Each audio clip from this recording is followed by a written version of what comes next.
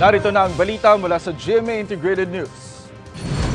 China ang nagsimula ng bagong tensyon sa West Philippine Sea. Ayon kay Philippine Coast Guard spokesperson for the West Philippine Sea, Commodore J. Tariela. Sinabi niya yan kasunod ng panghaharang at pambobomba ng tubig ng China sa mga barko ng Pilipinas malapit sa Ayungin Shoal noong Martes. Ayon kay Tariela, hindi sinunod ng China ang UNCLOS o United Nations Convention on the Law of the Sea. Tinawag niya ring highly unprofessional and irrational ang ginawa ng China. Nauna rito, naghain ng protesta ang China laban sa anilay trespassing ng mga barko ng Pilipinas sa Ayungin Shoal. Ang Chinese Foreign Ministry naman, muling iginiit na binali ng Pilipinas ang pangako nito sa China at sinabing nang hihimasok ang Pilipinas sa kanilang teritoryo. Narito naman iba pang balitang binabantayan ng GMA Integrated News. Pangulong Bongbong Marcos, pabor na magkaroon ng taunang joint military exercises ang Pilipinas at Australia.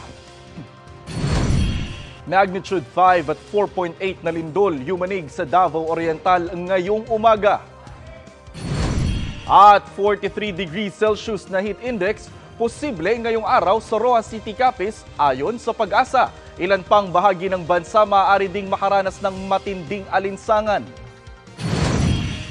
Para sa mas malaking misyon at mas malawak na paglilingkod sa bayan, ako po si Jonathan Andal ng GMA Integrated News, ang News Authority ng Pilipino.